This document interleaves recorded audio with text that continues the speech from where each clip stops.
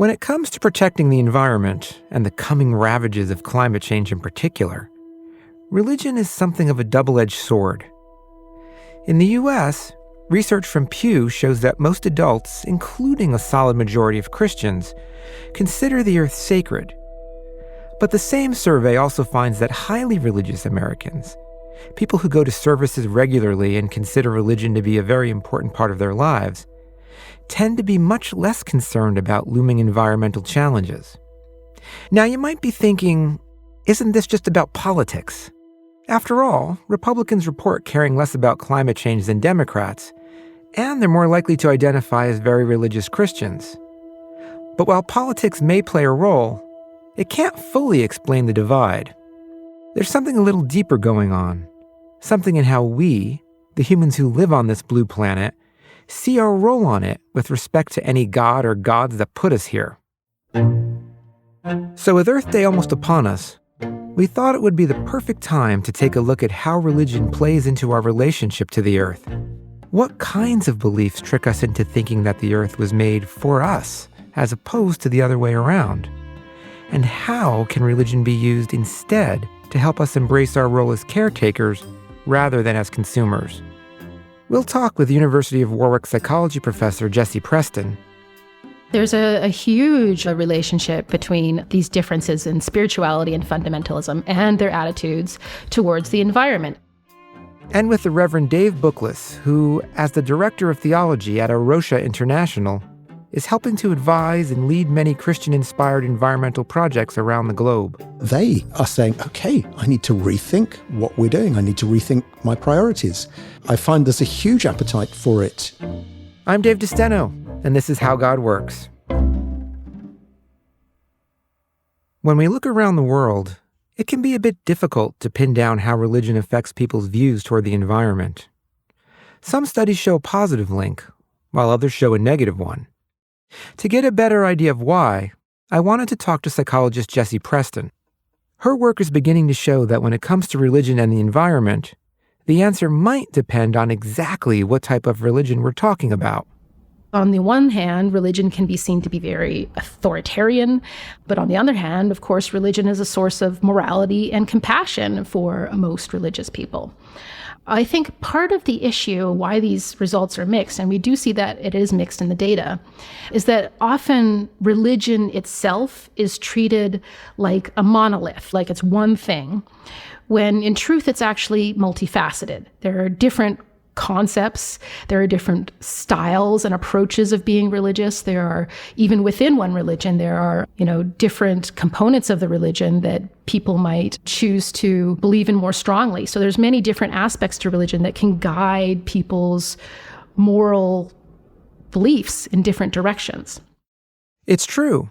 There are some faiths, like Jainism, that put such a price on protecting other living creatures that believers sweep the ground in front of them to avoid stepping on any insects that might have been in their path. But even within religions, there are different ways to worship, to approach the divine. And when it comes to the environment, Jesse found one major divide that's especially revealing. Spirituality and religious fundamentalism are two important dimensions or approaches towards being religious. And spirituality and fundamentalism are often related to each other, but once you get into the data, you can see that they diverge in a lot of different ways. So let's start with religious fundamentalism. Religious fundamentalism is usually a more dogmatic approach to religious belief. Whatever your religious belief may be, that is the one true correct religion, and there is one true correct way of worshiping that religion. Other ways are not only wrong, but somehow sinful and bad. So this approach is often dismissive of other religious groups or dismissive of different kinds of ideas within religion. Spirituality, on the other hand, relates more to a person's experience with the divine, their relationship to God, their experience of moments of awe and wonder as they're practicing religion. In the literature, it's a little bit tricky sometimes to define precisely what spirituality is. But often these themes keep coming up. So is it fair to say one is more, perhaps, rule-based, scripture interpretational based, and the other is more experiential? Yes. So religious fundamentalism is very closely connected to these ideas of rule-based authority. And spirituality is definitely connected more to feelings, the experience of divinity for an individual. And do those two different approaches, if you're more kind of aligned with one or the other, is there any systematic relation of how those affect people's environmental attitudes or belief in climate change? Yeah, it turns out there's a huge relationship between these differences in spirituality and fundamentalism and their attitudes towards the environment. In my research, I looked at people who were identifying themselves as religious and measured these things, religious fundamentalism, and measured spirituality, and also, how they felt about the environment, their beliefs, whether climate change was real, and even if they did believe climate change was real, whether they thought it was something that we should be concerned about from a moral point of view. And when we look at that and we hold just general religiosity constant, people who are more fundamentalist in their religious belief are much more negative in their attitudes towards the environment. They're less likely to believe climate change is real, and they're much less likely to believe that climate change or the environment more generally should be something that is a moral issue. Put another way, what her data shows is that if you took two equally religious people, one who is a fundamentalist and one who is more spiritually inclined, the fundamentalist would still be more likely to hold negative views toward climate change and environmental protection. On the other hand, spiritual people who say they're more spiritual in their religion show just the opposite. They are much more concerned about the environment. They do see it as a moral issue. Jesse's work shows that you see the same thing when you control for people's political views, too. Even among Republicans in the U.S., those who hold more fundamentalist religious beliefs also show less concern about the environment. So something else must be driving this. This seems to be predicted by underlying feelings of empathy and compassion that they have. What do you think causes it? Is it a pre-existing difference? That is, do you think people who have more empathy and compassion tend to gravitate toward more spiritual approaches, or does something about following the spiritual path make you more compassionate? I think these things can be learned and encouraged. But yeah, I think that there are some more deep personality differences that relate to fundamentalism and spirituality. So if people who are religious fundamentalists, they might be higher on traits like social dominance, for example. Being high in social dominance is pretty much what it sounds like. It means believing that some groups are better or more important than others. And as a result, people in those better groups should have more say or more power over other people in society. But that doesn't mean there isn't room to grow. I don't think it's absolutely ingrained. I think there is a lot of room for these things to change, that people can learn to become more compassionate and to have more spiritual experiences in their religious practice, and that doing so can promote these feelings and attitudes as well. I'm guessing that the majority of participants in this research tend to be Christian. Is that right? Yes. So a lot of the research is done with Christians, and mostly from, Western countries. So would you say that this pattern of fundamentalism versus spirituality is a general pattern across many faiths, or is there something particular to it in terms of Christianity? There is something particular about Christianity when it comes to the religious fundamentalist aspect, I think. So the research that I've looked at has mostly looked at these differences within American Christians. And here we see a strong relationship between religious fundamentalism, this rule-based way of following religion, and these negative attitudes. In other cultures, however, fundamentalism, that is, believing that your religion is the correct one, may not necessarily align with the social dominance kinds of attitudes that it does in the United States, for example. So we might see some differences on the fundamentalist end.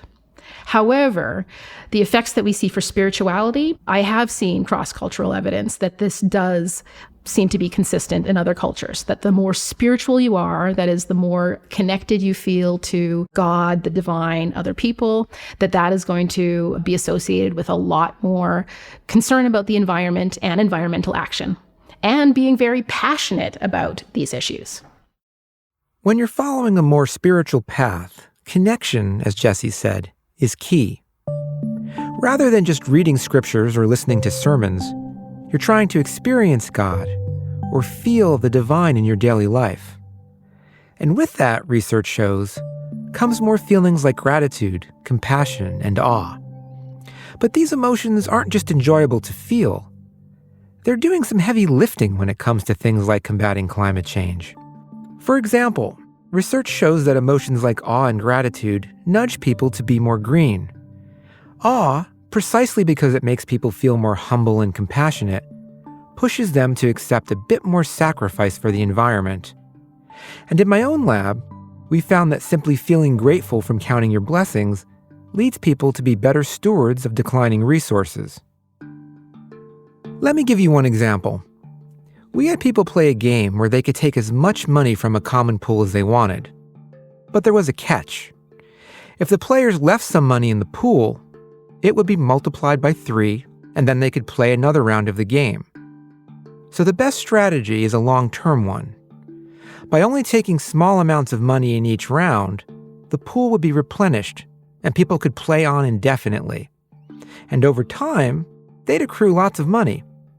But if they were impatient, or worried they couldn't trust others, they could take a lot at once. But if everyone followed this route, the pool would be depleted pretty quickly. This game is an analog for many current environmental problems. Take overfishing. The more fish boat captains take, the more money they can make in a season. But if they take too many fish, the breeding stock might collapse and be gone for good. Same with clearing the land. If you clear-cut too much for cattle, you can make a profit selling beef. But the harm to CO2 levels, which the trees reduce, can reach a tipping point of catastrophe. What we find in our experiment is that if we ask people to take a few minutes to reflect on things for which they're grateful, their family, their friends, even God, it changes the way they play this game. The gratitude they feel makes them take less money in each round. They're more patient, less greedy, and so act in ways that allow the pool to be self-sustaining compared to others who aren't feeling grateful. Now, in society, this type of change might only apply to a relatively small number of people at first. But if enough people take the spiritual route, we might begin to see a shift in norms. And as norms change, as more and more people become willing to accept some sacrifices for the environment, changes in the larger population can begin to snowball. For all the benefits of gratitude and the like, for some Christians, there can still be a problem. Or more like a confusion. The Bible does say that God gave humans dominion over the earth. And dominion kind of implies that it's ours to exploit. But in theology, there's also the idea of stewardship of the earth, that it's our job to protect it. Reverend Dave Bookless is a minister on a mission to convince Christians that the idea of being stewards of the earth, rather than having dominion over it, is the right way to go. Except he actually thinks we should be using a different term. I mean, the word stewardship is one that's become quite controversial in theological terms because it can suggest quite a managerial relationship. It can suggest a relationship, a sort of what Martin Buber would have called an I-it relationship rather than I-thou. You tend to steward things rather than beings. And so perhaps guardianship might almost be a better term. You know, you can be guardian for your sister's children. And that I think is a better understanding, that we're not looking after objects, we're looking after fellow creatures who matter and have value in and of themselves independently of their importance to us.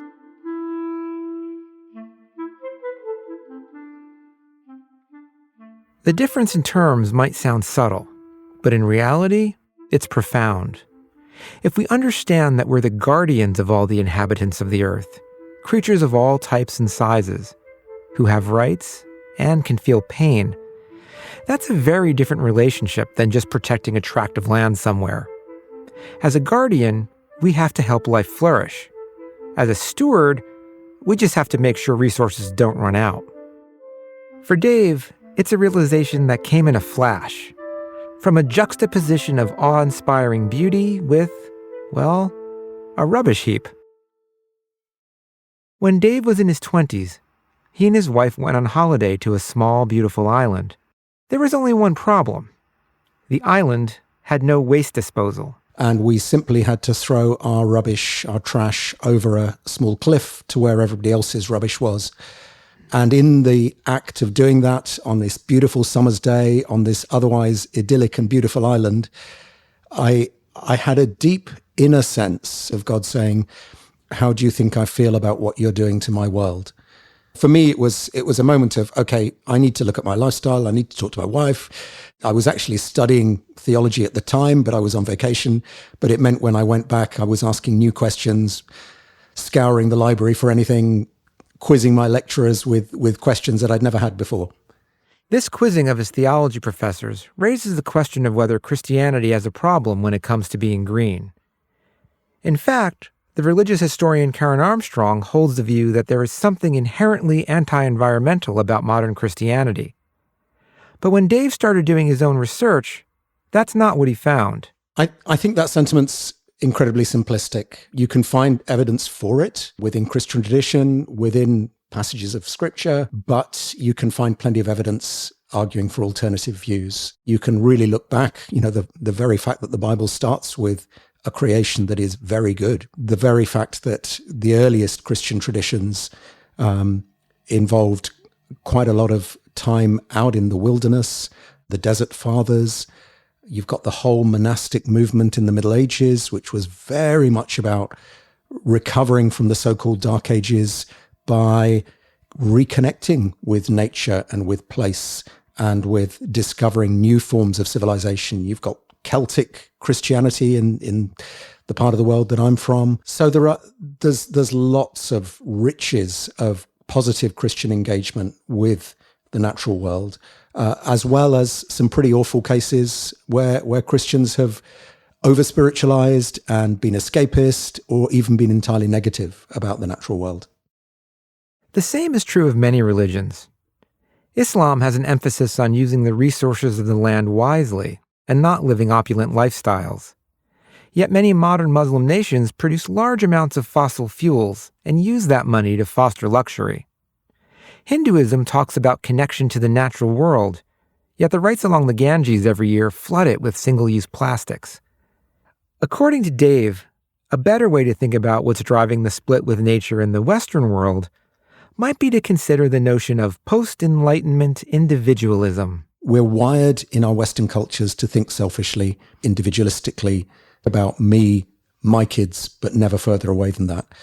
If you look at the Bible, it's much more communal than that. Old Testament particularly, it's about a people rather than about individuals. And you have got this thing of, sins of the father being visited on right down the generations. You have got this idea that what we do now affects those in generations to come, and that God thinks in the long term, not just in the short term. I think we've kind of forgotten that. We've kind of papered it over in our shallow Western versions of Christianity.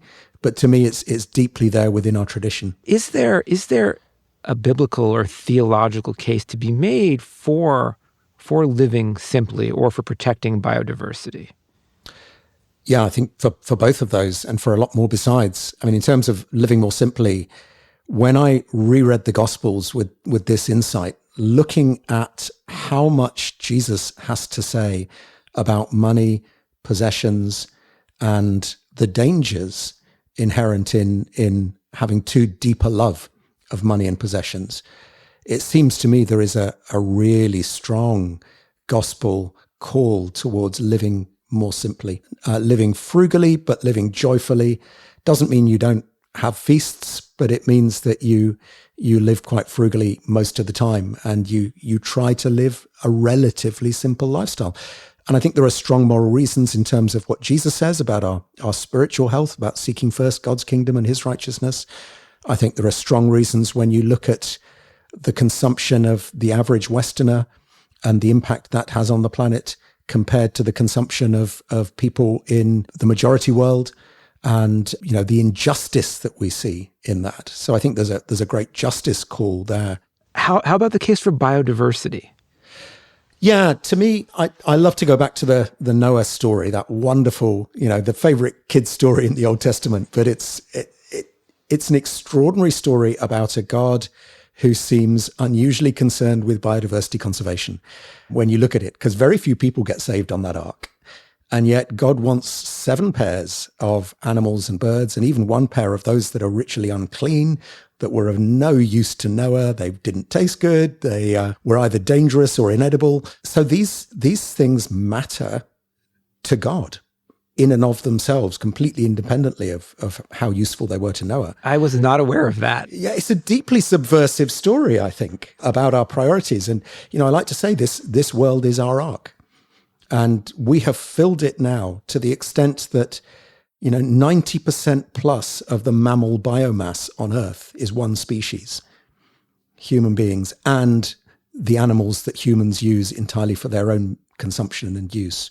Less than 10% is wildlife. And that's a shocking statistic. We have so distorted things. We have so become the virus species, to use that term from the Matrix, in terms of our impact on other creatures that we share this planet with.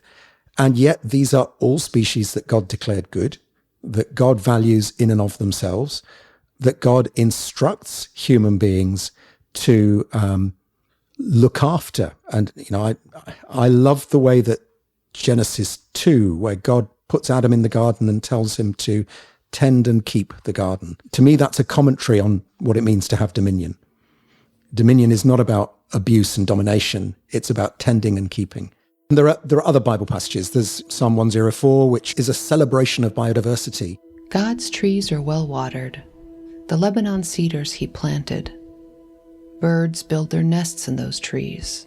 Look, the stork at home in the treetop. The whole psalm is a celebration of God's enjoyment of biodiversity. Humans are almost marginal. Mountain goats climb about the cliffs. Badgers burrow among the rocks. The moon keeps track of the seasons. The sun is in charge of each day. And then there's the end of the book of Job, where again, God takes Job, and this is how Job's questions about suffering and evil in the world are answered. God becomes the divine David Attenborough and takes him for a walk on the wild side. He shows him all these weird creatures which Job doesn't understand, Job can't control, and yet God cares for them and looks after them. And he even takes him to a place in the desert where no human being has ever lived, and yet God sends rain for the creatures that live there. And it's kind of saying to Job, it's not all about you. These places matter, these creatures matter to God. So to me, there's a very strong biblical case for biodiversity. Right here, Dave's hitting on something very important. If you've listened to this show for a while, you'll know I'm not only a lapsed Catholic, but I used to be an altar boy, which means I've heard hours upon hours of readings from the Bible. And I sat through hours and hours of religious education and preparation for sacraments as a kid. But never, nowhere, no how, did I hear these verses described in these ways. Why? It's a choice. The parts of Scripture that are emphasized are selected by religious leaders. And so if we want to change the view of Christians toward the earth, one way to start is by emphasizing different parts of what they traditionally read and hear. A consistent messaging from religious sources which are trusted can nudge people. If you look at biblical scripture, you can take parts of the Bible which seem to promote a stewardship point of view. You can take parts of the Bible which seem to promote a more dominion point of view. And, if you're reading the Bible alone by yourself, you can pick and choose which sections you might emphasize more. But If you are engaged in any religious community, the religious leaders in that community are going to have some influence on what messaging is emphasized. In my own research, I've seen this in the lab. So I just have given people scriptures that support stewardship or dominion and merely just pointed out that these are parts of the Bible and they make this argument or another argument. And the great thing that I see is it does nudge people to care more about the environment. The stewardship passages in the Bible in particular seem to be very effective at making Christians care more about the environment and be more willing to take action. So the messaging from a trusted, moral, religious source is very important. In his role at the Christian environmental group Arosha, Dave has been traveling around the globe bringing this message to Christians for years. And he's starting to see people beginning to open up to this message. The vast majority of the time now, and it was less so 30 years ago, but now people are lapping it up. People are quite excited by it. It's an incredible privilege to be able to share some of this with people who have been kind of waiting for this teaching, sometimes for so long and not hearing it in their own churches, but also speaking sometimes to church leaders, to seminarians, and finding that they are saying, okay, I need to rethink what we're doing. I need to rethink my priorities. And I find that right around the world. I find there's a huge appetite for it.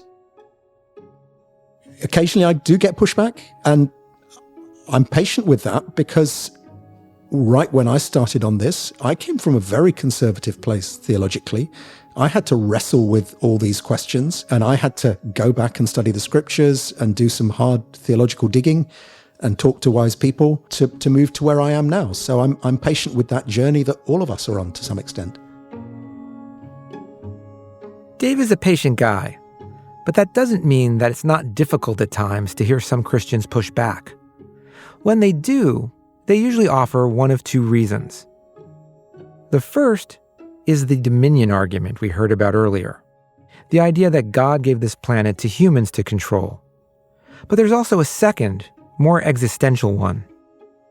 There's the argument that when Jesus returns, this world is going to be burned up by fire. We're going to get a new creation, although people are often pretty vague as to what that means. And therefore, what we do to this planet doesn't matter very much because it's eternity, it's eternal things, it's spiritual things that matter, not this world down here. One of the arguments I use to people is, okay, let's assume that only spiritual things matter, that heaven and eternity and the salvation of souls is the only stuff that's really important, that this world doesn't matter. Do we care for the sick? Do we look after the elderly? Do we think that tackling poverty and injustice are important issues? Or do we say, no, it's only saving souls? And there are very few who would actually say, oh, well, we don't care what happens to the poor as long as they're saved. There are very few who kind of push that logic, if it is a logic, that far. And so I say, well, in that case, surely if God has called us to do this, if God entrusts us with the care of this planet, then whatever God's going to do in the end, it's our responsibility to look after it now. Psychologists will tell you that when you want to pursue a goal, especially one that requires a bit of effort and sacrifice, having helpful strategies is a must. So I asked Dave what's helped him stay on the path to conservation. It's been bit by bit. It's an ongoing, lifelong process. So for my wife and I, we were beginning to think about starting a family. And so one of the first very practical decisions we made when we knew my wife was pregnant was to do with what we would call nappies, what you guys would call diapers. So it was, did we just go for the disposable ones that can spend 500 or 1,000 years sitting in a landfill site? Or did we spend a bit more money up front, give ourselves quite a lot more work, and go for cloth-based ones, washable? And that's what we chose to do. And that was our first big decision. And it really back then did feel like a big decision that, we were... In terms of your daily experience, I'm sure it was. Yeah, absolutely. And, you quite literally, you get your hands dirty a bit more that way. And what I always say to people, if I'm speaking in churches on this, is, if this really dawns on you, the scale of this and how incompatible most of our lifestyles are with where they need to be, you can just feel overwhelmed and sort of stunned into inactivity. And therefore, what I say to people is start with one thing. And if you're a person of faith, ask God to prompt you, ask God to nudge you about what that one thing might be. And start with that, do it diligently, and then see what's next. But keep going. Don't stop with that one thing. And, back with the diapers, the nappies, I tried to turn that somewhat successfully, not always, into a spiritual discipline. So, when they'd all finished in the washing machine, they then needed hanging out. And unless it was pouring with rain, we would hang them out outside and to dry. And for me, I would use that as an act of saying to God, look, I come to you dirty, in need of cleansing. I come to you in need of the light of your sunshine to shine into my heart and to renew me every day. Just as this miracle of sunlight is going to turn these slightly stained but clean nappies and make them beautiful and clean again for my daughters to wear. And, sometimes that was pushing it a bit far. Sometimes it was just, I had to get this done and get on with the next job.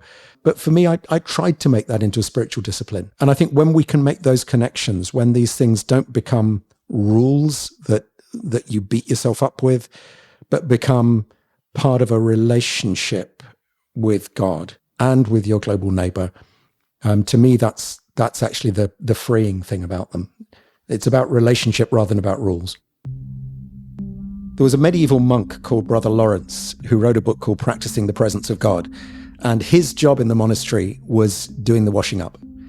And every day he was in the monastery kitchens washing up hundreds of dishes and plates for all the other monks as they got on with their different jobs. And like all of us tend to, if we're doing a repetitive task, he became resentful about that until he came to a point where he said, can I do this as worship? Can I recognize that my role in the kitchens, washing up everyone's plates, is enabling others to get on with their work, is doing something that's a positive task to serve other people, and that is something I can worship God while I'm doing. It becomes an act of worship itself. And to me, that's the heart of it. If I'm sorting out the recycling, if I'm taking a bit longer over my shopping because I'm agonizing over whether to get this or that, if I'm choosing to get out my bike and risk London traffic rather than to drive somewhere, then can I do it as an act of worship? And to me, that transformed things. Turning what seem like mundane daily acts, washing diapers, recycling containers, into meaningful acts of worship transforms how we feel about them. It brings up feelings of gratitude, empathy, and love. And as we saw earlier, those feelings can help us be willing to accept and maybe even enjoy the sacrifices we're making. Maybe even see them as a gift to the earth. But research also shows that doing this together with a community who believes in the goal helps us stick with it even more. What sustains it?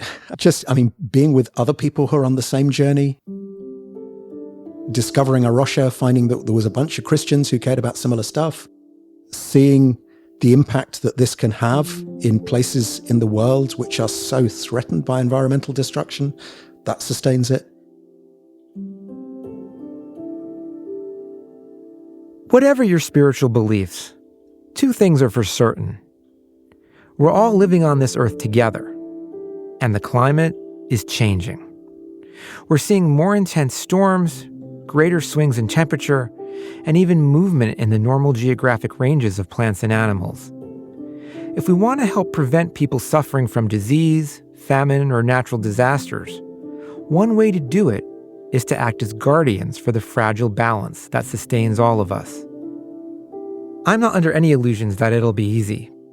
We all like convenience, single-serve plastics that we don't have to wash, cheaper fossil fuels that give us more expendable income, being able to eat as much beef as we like.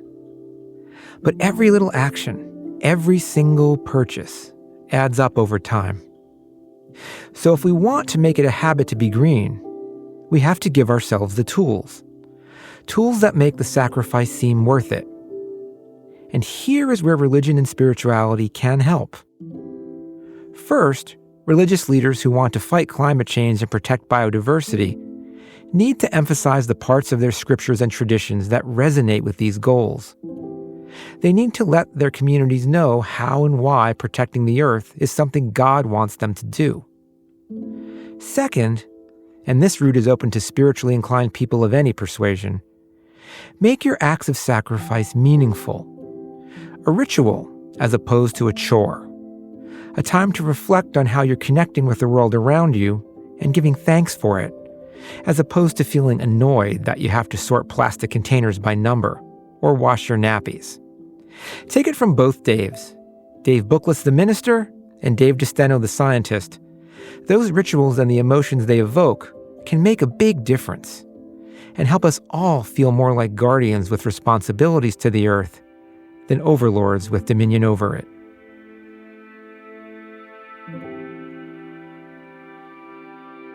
Next time on How God Works, from mandalas to glassblowing, we'll look at the spiritual side of craft. Mandala is not creating for the person's name or fame, but simply for peace. What does the act of making something beautiful with our hands do for our souls? Glass blowing requires an economy of moves, and it's kind of a meditative process in a lot of ways. They lose that sense of self-consciousness that we have in daily life. How God Works is hosted and written by me, Dave DeSteno. Our senior producer is Josie Holtzman, our producer is Sophie Eisenberg, and executive producer is Genevieve Sponsler. Melissa Streifert is our intern. Merritt Jacob is our mix engineer and composed our theme, which was arranged by Chloe DeSteno. The executive producer of PRX Productions is Jocelyn Gonzalez. This podcast was also made possible with support from the John Templeton Foundation. If you want to learn more, you can follow me on Twitter @David DeSteno.